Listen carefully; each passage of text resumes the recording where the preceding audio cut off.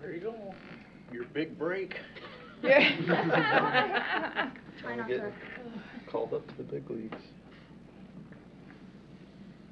Okay, I guess we will call the meeting to order at 7 p.m. We are going to do roll call first. All right. Bolthouse. Here. Darling. Here. Foster. Here. Hatfield. Like. Here. Matson. Here. McLean. Here. Myself. I'm here. Tassava. Here. And Meredith. I'm sorry. You're good. I'm here. I'm just gonna keep saying it sort of, wrong. Yeah. Thank you. All right. Next is the Pledge of Allegiance. If everybody could stand and face the flag. To the flag of the United States of America and to the republic for which it stands, one nation, under God, indivisible, with liberty and justice for all. All right. Has everyone had a chance to review the agenda for today? If there are no changes or additions, I would take a motion to approve the agenda as presented. Move to approve the agenda. Support. Right. It's been moved and supported. Can we get a roll call vote on that? Sure. I don't have this set up for that, but Bolthouse. Yes. Darling. Yes. Foster. Yes. Like. Yes. Matson. Yes. McLean. Yes. Moyer Kale, yes. Tassava. Yes. All right. Motion passes. Next, we have the approval of the minutes from January 6, 2025. If there are no changes or additions to that, I would accept a motion to approve as presented. So moved. Support. Is that a roll call vote also? I don't think we need. We're going to do voice vote for that one, so all in favor say aye. Aye. All opposed, same. All right, next on the agenda is informative items. We have none. And then after that, we have public hearings. There are no scheduled public hearings. So that moves us to the new business. First item is to discuss the maximum driveway width and consider scheduling a public hearing for March 3rd, 2025. So our next meeting. Dan, I'll let you take over. Thank you, Vice Chair. So some of you recall that a couple of years ago, the Zoning Board of Appeals had heard a applicant up in the northern section of town that was having difficulties constructing a driveway because he had placed basically a two-stall, two-car garage on his property, and because of the location, it was relatively close to the road. So the ZBA considered at that time a variance from the ordinance, because currently the driveway width at the property line is a minimum of 12 feet and a maximum of 20 feet. So the ZBA heard this case from the applicant that was requesting a 24-foot driveway. The applicant did a wonderful job in canvassing kind of the local neighborhood and some other areas of town, and discovered, several instances, quite a few, where the driveway width that was in existence for some of these, I'd say, not newer, but, within the past 10, 15 years, the driveway widths had exceeded that 20-foot limitation. So a couple of years ago, the Planning Commission did a cursory review on possibly increasing the maximum driveway width at the property line, increasing it from 20 to 24 feet. With the new housing that is being proposed, and the fact that most houses in today's environment generally are two-stall garages. When the town was formed 150 years ago, we had horses, and even maybe 70 years ago, everyone had one car. So one car garage and a driveway to fit that was okay. Well, we're 2025. We are a society that does like our motor vehicles, and hence the need for wider driveways is something that's at hand. So with that, Rebecca did do a staff memo a couple years ago. It's in your packet. At the time the Planning Commission originally looked at this, I've placed that in the packet today. I've also took the liberty of preparing a draft ordinance that you can look at. It's a huge change. There's one blackout or one cross out of 20 feet to 24 feet. Other than that, the ordinance does not change at all. So, with some brief discussion tonight, what I would recommend, what I would like to see happen from the Planning Commission level is that if there are no great concerns that either Rebecca or myself could answer, I would love to have the Planning Commission review that minor text change. If you're in agreement with me, then I would recommend someone making a motion to set a public hearing for the March meeting to consider that text amendment change to the ordinance that would require a public hearing. So with that, I'd entertain any questions. Again, Rebecca did the staff memo. Are there any questions from any of the commissioners? I think the last time this came up, we spent a significant amount of time discussing it and going through the merits of having this discussion. So I don't know if anybody has any additional thoughts since then, or if somebody wants to make a motion to... Make a motion, we schedule a public hearing for I'll the next support. meeting. Okay, we have a motion and support. All those in favor say aye. Aye. Those opposed say same. All right, motion passes. Thanks, Dan. Next, we are going to review and discuss the 3 to 4 family overlay district. So that is going to bring Dan back up, and he's going to go over this for us. Yes, again, thank you, Vice Chair. The master plan that Planning Commission City Council adopted a few years ago listed housing as the #1 tenet or magnitude of importance of the next 5 years. Housing continues to be, concern, and the need for it is still out there. With the master plan, there were several recommendations that were brought up in the master plan document itself pertaining to housing, action item type of things that pertain to housing. Planning Commission got busy right away.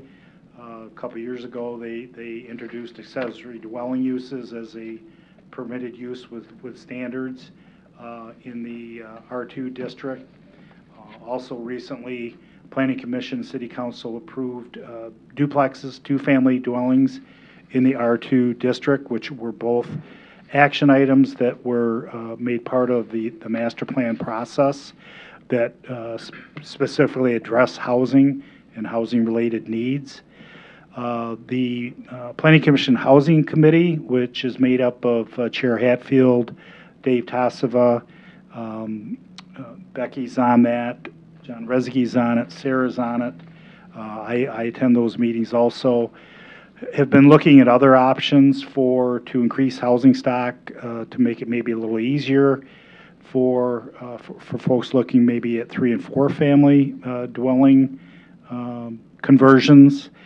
It also recognized that the city already had some single-family homes that were converted to 3 and 4 family dwellings that had just occurred over time that,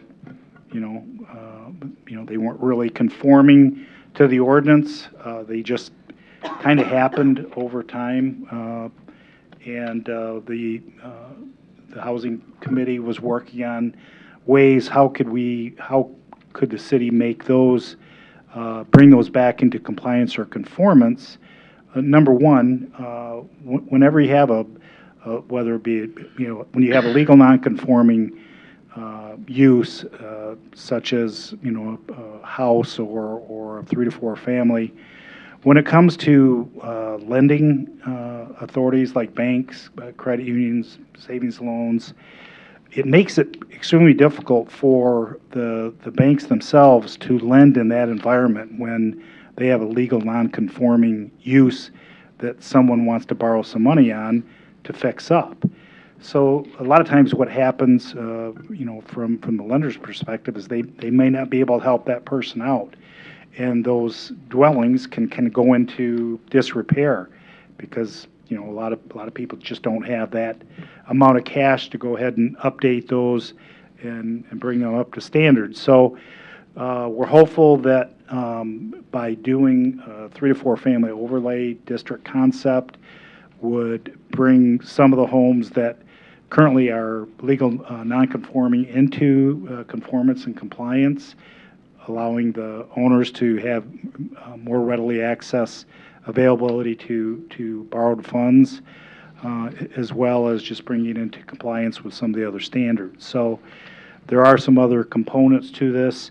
I would like Rebecca, because Rebecca has been working tooth and nail with the Housing Committee to work on the memos and eventually to bring a draft ordinance to the Planning Commission. So with that, I'll turn it over to Rebecca.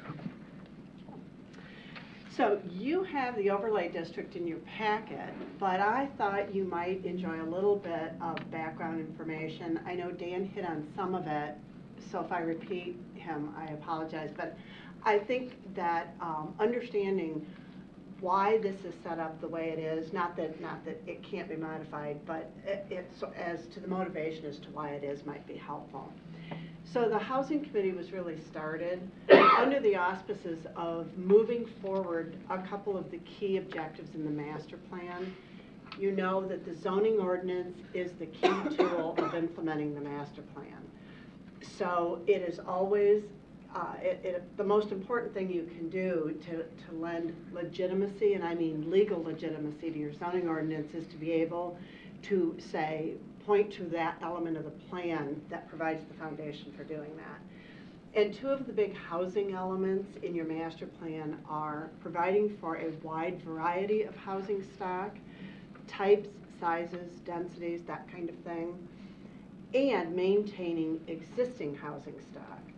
And those are two of the three objectives for housing, and that's really been the platform on which the Housing Committee has been acting. Now, you probably recall the very first thing that you acted on was the accessory dwelling unit. That was the first thing you did to move forward, that providing for a variety of housing densities and types.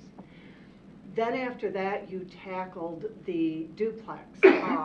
You were very limited in where you allowed two-family dwellings, and so you went into your ordinance and you really made that far more liberal into where two-family dwellings could be located. This effort right here really, I think, constitutes the third leg of this Housing Committee's effort to move these two ideas, those two objectives along.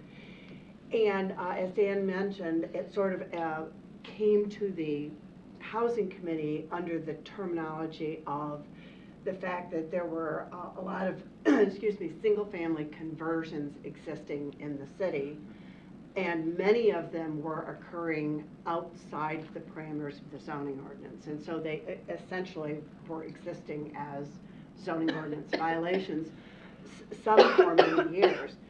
And so the issues that were identified for that, I mean, the reason they thought, hey, this is equally as important in this conversation is that, first of all, because they're not allowed in the ordinance, converting a single-family home to a 3 and/or 4, sometimes more, number of units in single-family neighborhoods, since that's not allowed in the ordinance and it happened anyway, they're violations.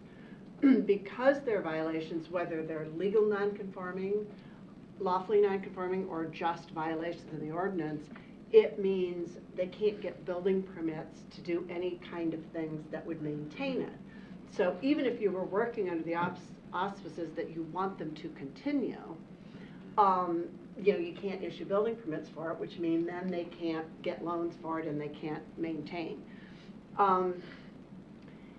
then is sort of, it begs the question then, well, so then how do you go ahead and, under the assumption that you want them to continue, because if that is in violation of your ordinance, how do you go about allowing them to continue? In that, there was a recognition that they actually do provide, you know, the city's, I think, working under this objective of adding housing, so there's this housing shortage. So how do you go about dealing with all of those particular issues connected with that? And so that's where they the housing committee sort of started at that point and said, okay, well, we know what the problems are. So the idea then is, do we want to do anything about it, and if so, what? And obviously the answer is, yeah, we do want to, because we actually see that by doing something about it, you have the opportunities to do a couple of things. First of all, you have an opportunity to meet your objectives of housing types and densities. You have the ability to provide a path for people to improve their homes. If they become lawful, they can get building permits and loans and that kind of thing, which speaks to your other objective about maintaining your existing housing stock. And you have the ability to do so in areas that are within walking distance to the downtown, which is where you kind of need some what we refer to as gentle density, but you don't want to change the character of your single-family neighborhoods. So they said, okay, we have maybe this is a way. There's a mechanism to do that if we deal with these single-family conversions that exist in the city. So the housing committee did a sort of a study, realizing, of course, that it's not 100%, but they did so off of the tax rolls. They were able to identify where all of the 3 to 4 family unit dwellings are located in the city. Like I said, it you know, let's assume it's at least 50 to 60% of the units. The idea was to get a feel for, you know, how many do we have, but more importantly, where are they? Because if they're in areas that they're allowed, then maybe it's not a problem. Or are they all a problem? And so that they're trying to get a feel for that. And what they found is that about half of them that were on the rolls are actually in districts that allow for them.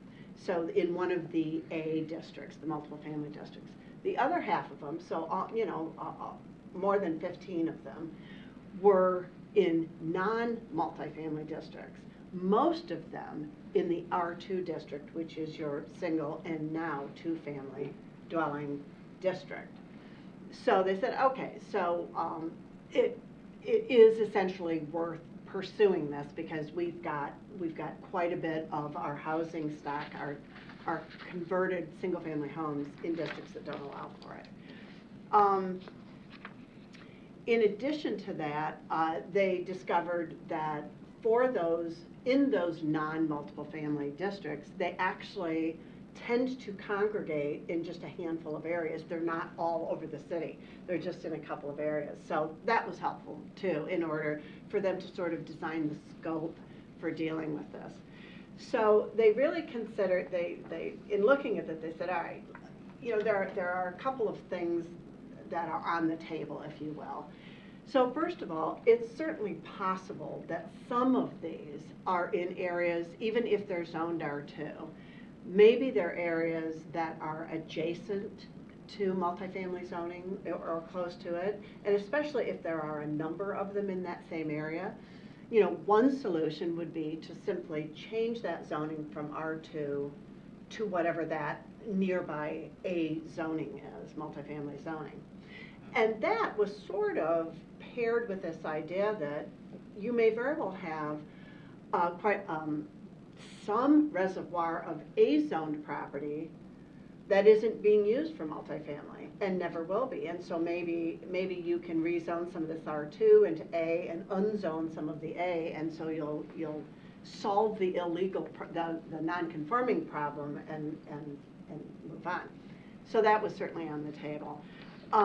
However, then the other option would be they said, felt was, well, you could certainly go into the R2 district, and is there merit in looking at the R2 district, which is where the bulk of the non-A zoning was, and allow for 3 or 4 family dwellings. And recognizing that they were looking at, I should point this out, looking at the 3 to 4 family dwelling unit as a housing type rather than anything above that.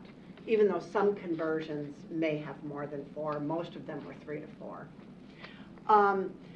That was taken off the table, amending the R2, because they said, look, the R2 is a single and 2 family district. We have like 4 different multifamily districts. That's changing that, and we have a lot of R2 zone property that are single family neighborhoods. And that's not a solution for dealing with, 20 properties. So this in front of you is option 3, because it obviously would apply to most of the properties. And the idea is this, is that rather than going in and creating a new let me lay out the problem first, which is why they came up with the overlay. So you've got neighborhoods where 95% of the development in the neighborhood or on the block is single family. And then you might have 5% of them being either 2 family or these 3 and 4 family dwellings.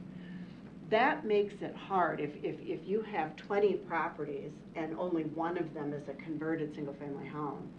That makes it really hard to go in and just plop a zoning district on it, because you don't zone that way. You zone in area, and you don't zone in little spots of it, because how do you defend that? How do you say I'm going to put an A district here even though everything else is R2?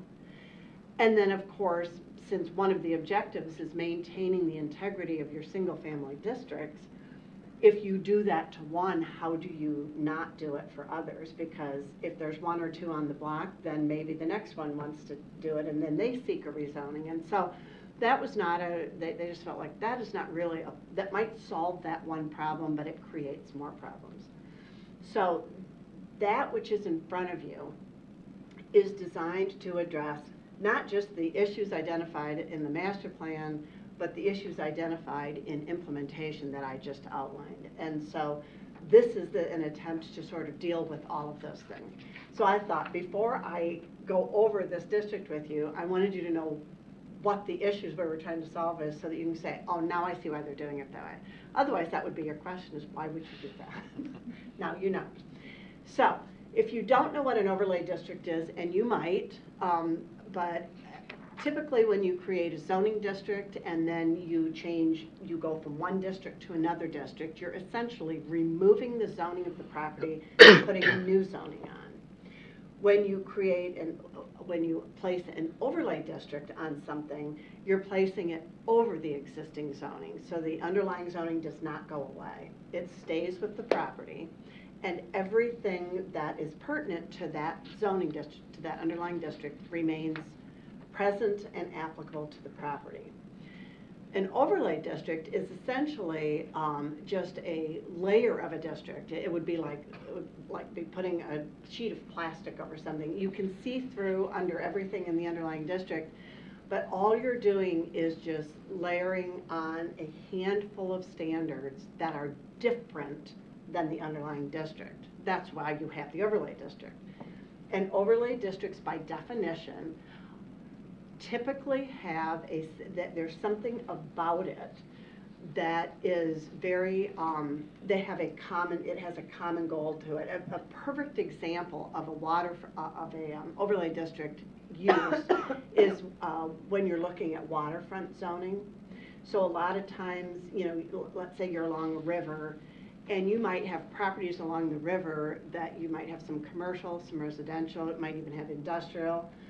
But the one thing you want to do on all those properties is create 3 waterfront-based standards, a setback standard and a vegetative buffer standard, let's say, all because of the common element being the water frontage, right? Well, you don't want to go into the industrial, and you don't want to put that in all the different districts. So what you do is you create an overlay, you lay it over all of the underlying, nothing changes underneath, but on each of those waterfront properties, they have these 2 waterfront standards. Okay, you do that through an overlay district. That's a really simple example of it. So here is that same sort of theory or approach being used, saying, okay, you know what? This overlay district is going to be created for the purpose of only going in and allowing for 3 to 4 family dwellings. It can be done through a conversion of a single family home or by new construction. That isn't the point. The point of new or old isn't the point. The point is of the density and of the housing type. So it's going to allow that type and that density. However, by virtue of doing it as an overlay district, then you can go in and apply it to certain pieces of property within a neighborhood and not set yourself up for having to do that in other properties. And the reason you're not obliged to do that for consistency with the master plan is you've gone in, the way this has been constructed is it's based on density. So it says the master plan calls for X density in the neighborhood or in the block, and we're using the term block because neighborhood is harder to define. So here's the density standard for the block, and you can put that on a property as long as that does not exceed the density for that block. And so it's a natural way to create the parameters for placement of it, where you can place it on one and maybe no others.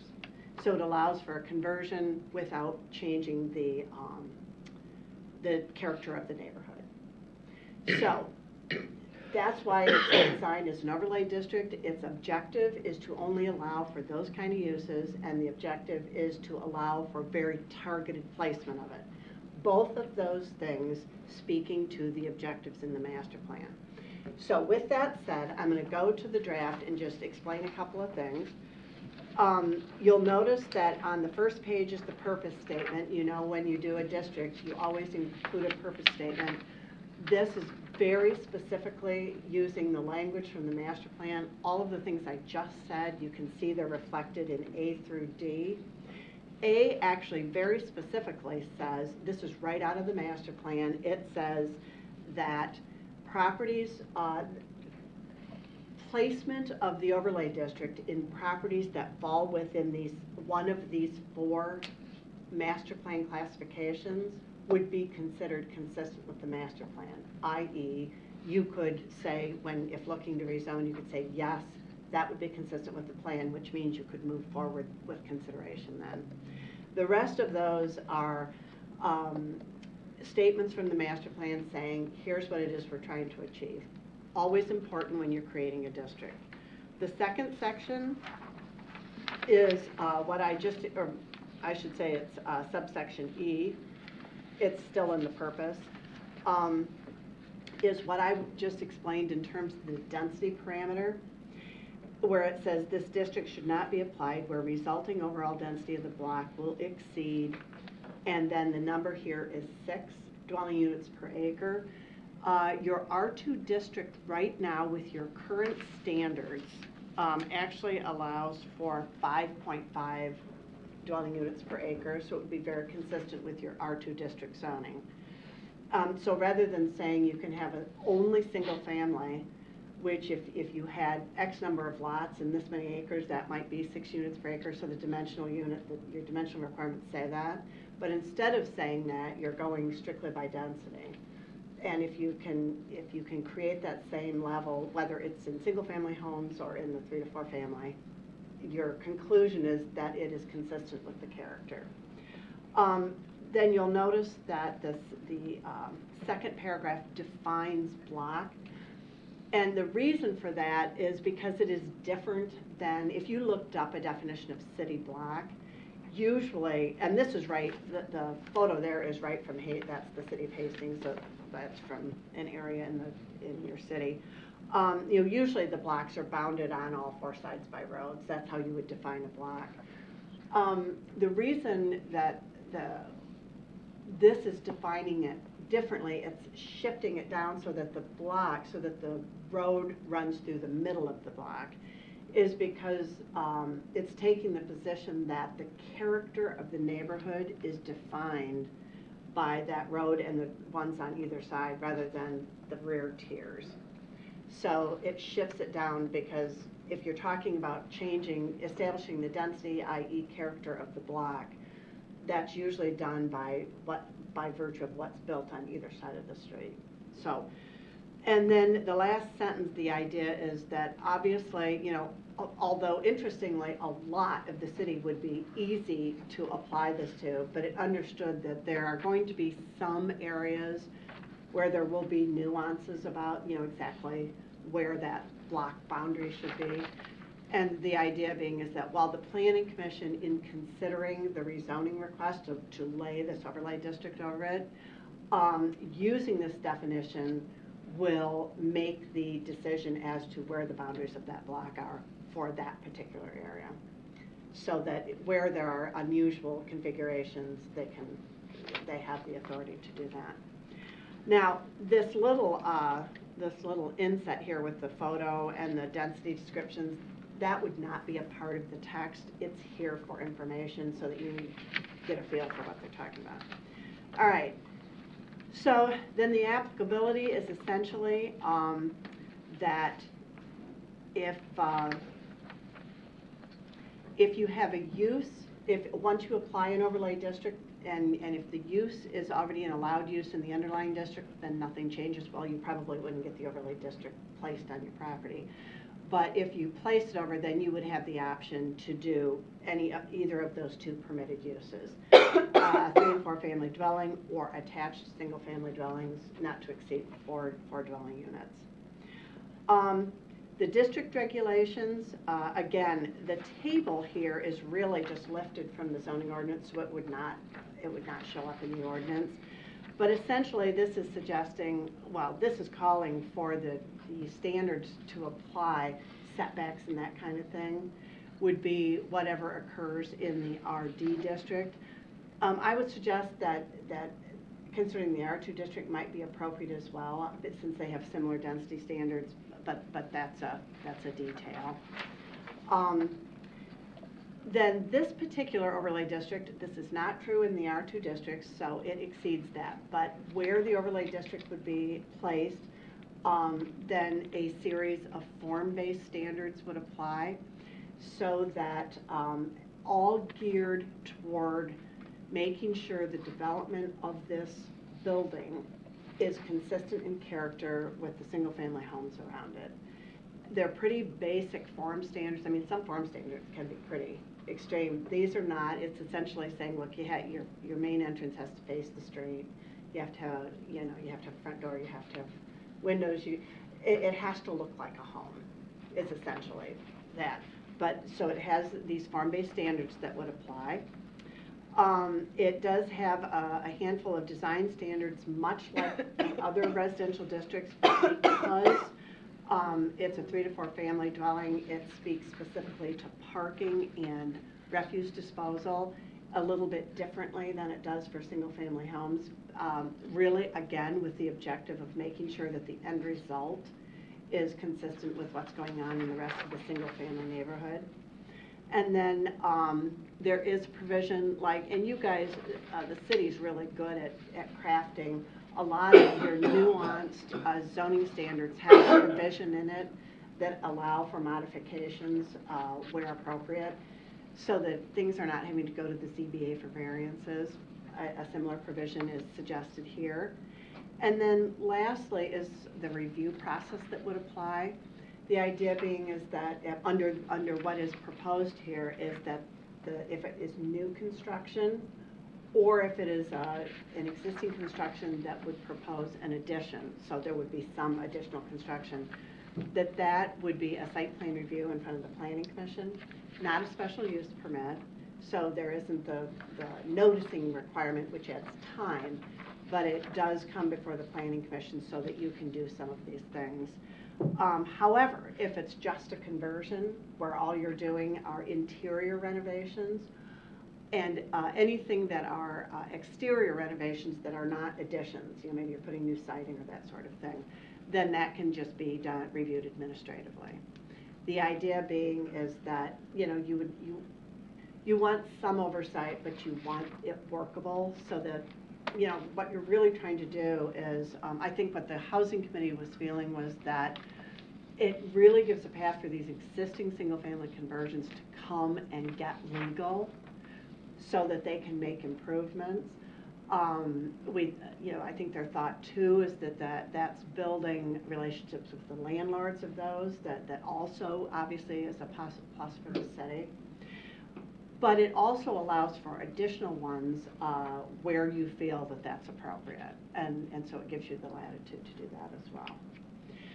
I think the Housing Committee, and I'll give it back over to Dan, but I think the Housing Committee's thoughts here were, because they've been reviewing this for a couple of months, I think this is draft 4 or 5, so they've gone through this and made different renditions of it, but I think they felt at this point it was ready to put in front of you to get your feedback, whether or not you liked the idea, whether there was anything about it that was standing out to you that you didn't like or had questions about. Obviously, if they need to tinker with it more, that they're ready to take it back and finalize it.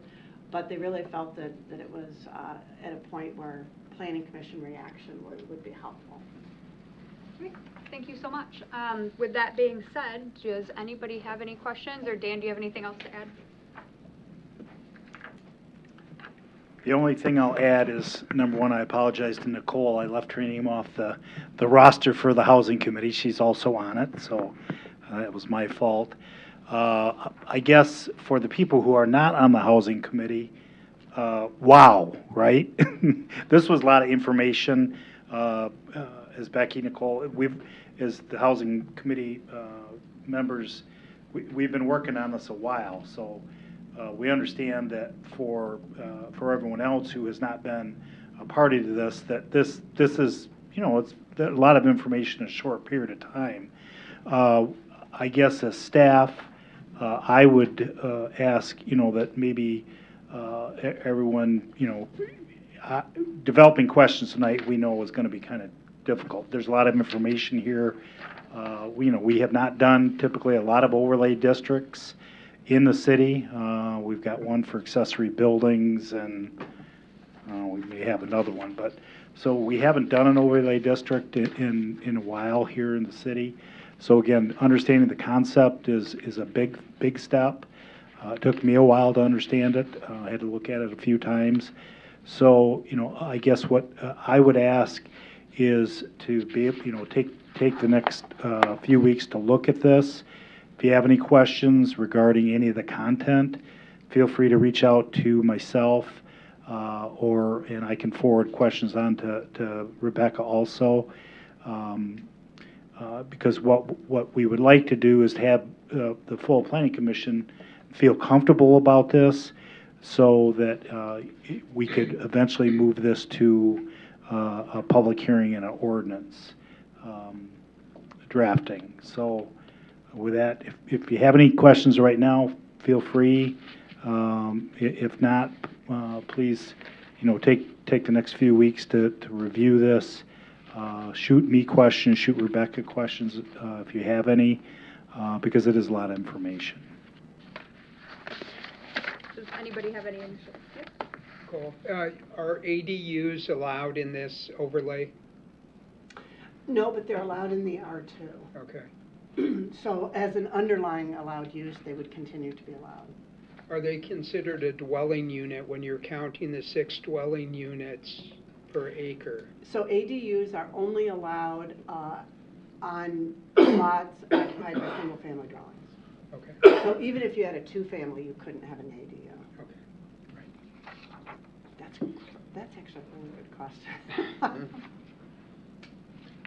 Just a comment. I would just agree with the premise of, these homes that are non-conforming, they're just kind of stuck in purgatory of like disinvestment, and it's something that needs to be addressed. So I don't really see a downside. When you're calculating the block as with a road down the middle instead of being surrounded by roads, how is that going to be impacted at the boundary line of the overlay district? Because your boundary lines are almost all streets. So you're going to have the overlay district butt up to a street. Is it going to take into account the properties across the street that are not in the district? So, so the block is going to be the road down the middle, the lots on either side. An example would be on High Street. The boundary line runs right down the middle of High Street. So would the houses on the north side of High Street count for your calculation of density? So, now you're using an example I don't know about, but,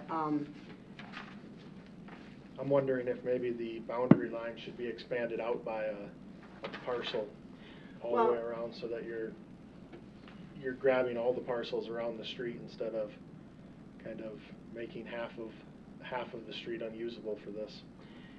so, two things. Number one, most likely, the overlay district is going to be applied to a particular lot. Not the whole block is going to be applied to the lot. But what they're going to look at in as to whether or not there is a lot in that block that can be rezoned, right? So, because they have to identify the boundaries of the block in order to establish the density. Because then they can say, okay, here's the boundaries of the block, the overall acreage is this is how many single-family homes are there. Can this one lot be rezoned and converted? Okay. So, in defining the boundaries of the block, that is going to be the task of the Planning Commission, but they're going to do so using that definition of block. So if you reach an area, because most of the time the block is as reflected in here, where I show you that, where it is outlined in red, you can see that the street runs down the middle, and you have blocks on either side, or homes on either, lots on either side. The idea being is this is what creates the neighborhood, not this. Because that's fronting a different street. But there are going to be areas, and I don't know the area you're talking about, but there are going to be areas where maybe only one side of the street is developed. And so that's why we crafted this way, and they said, okay, if we're looking at an area where the block configuration is not typical, then the Planning Commission will have the ability to say, okay, in consideration of this definition, here's where we think it makes sense to have the boundaries of this particular block. Wherever that, depending on what property is in front of them, then they can define that. They kind of looked all through the city in the R2 areas where a lot of these conversions were and where they thought it might happen, and they thought there were going to be a lot of those, and instead they found actually there's quite a few pretty standard blocks, but there are going to be some, and so it was thought that the Planning Commission would have that discretion to do that, because there are going to be some areas where only one side of the street is developed. Well, we also talked about too, like down on Green Street. Yep. Where if you're on the north side of Green Street from Market Street out, that's a long block down through there. Well, it's not really a block, it's just there's no blocks in between. Mm-hmm. So we looked at that property too. There's a lot of, if you go out South Broadway, if you go out South Jefferson, Jefferson Church, and Broadway are all the same too. On one side of the road, the blocks were longer than they were on like across the street, so we looked at that stuff too. And some of them, yes, so Dave's absolutely right. Now, some of those areas are going to fall outside of those areas master planned for this approach. So the more away from the core you get, which is where you tend to get into areas that are not so grid-like, those are not within those 4 master planned areas for this kind of density. So that kind of solves itself a little bit. So most of it's going to be, like the core neighborhood, that yellow-green, is where a lot of the conversions are that have been done that are not lawful. And that yellow-green that's called core neighborhood is a lot where a lot of the R2 zoning is. That's the master plan, so it's not the zoning map. But if you look at the zoning map, that orange is the R2, and so it's about the same spot. And you can see that a lot of that is your grid look. Whereas a lot of the less dense roads that don't have, that's because they're outside of those planned areas.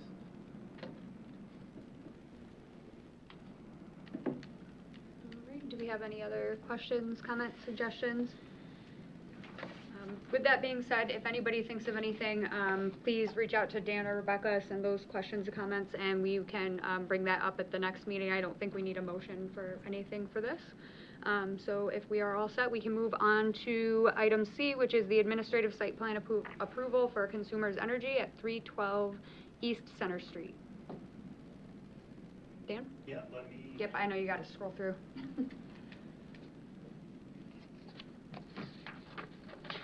So Consumers Energy is in the process of updating their regulating station, I guess they call it a regulating station, down on Center. yeah, Center Street. Center So they're going to be constructing basically it's a 22 by 22, 484 square foot building to house some of their new electrical generating type of apparatus. So it is an accessory building, so per the standards in the zoning ordinance, that type of accessory building is going to be approved administratively. So I approved this for Consumers Energy, it was like just last week. So the ordinance does require that any administrative site plan approvals come to Planning Commission for full disclosure. So it's been disclosed. Does anybody have any questions for Dan? Are they gonna tear anything down over there, that old red building over there, or just gonna be an addition? I know they have a lot of property there, yeah. Yeah, they still do, and it conforms to all the standards, the setbacks, and it's gonna be, you know, just an attractive looking building to fit the neighborhood. Very small. All right, if there are no other questions for Dan, we will move on to old business, JPA, JPC update. Neither has met. All right.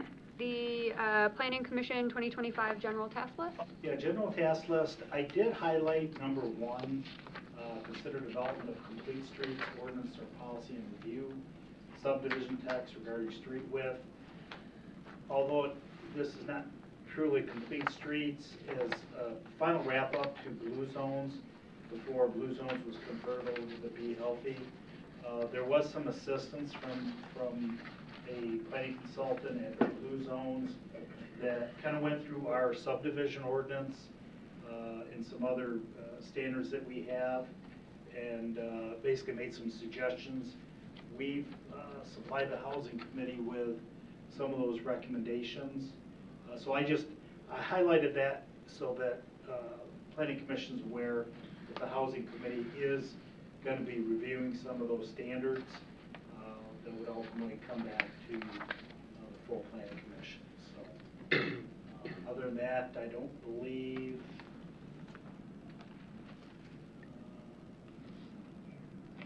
other than that, really no other changes. All right. Does anybody have any questions? Okay, and then Dan, it is back to you again for a report regarding tracking and terms and conditions imposed by the Planning Commission. Yeah, the most recent addition, of course, was the Woodlawn Meadows Retirement Village that was reviewed by Planning Commission on November 4th. So there's been no other additions to that or any deletions. Any questions for Dan about the site tracker? Perfect. Next, we have open public discussion and comments. All right. With that, staff comments and commissioner comments. All right. Without any commissioner comments, I would take a motion to adjourn. I'll make the motion to adjourn. Support. All right. All those in favor say aye. Right. All opposed, same. All right. With that, we are dismissed. Thank you. Good job, Nicole. Hit the thing. You did it. Dave was not. You're baptized. Oh, okay. That didn't mess it up too bad. You didn't mess it up at all. It was great.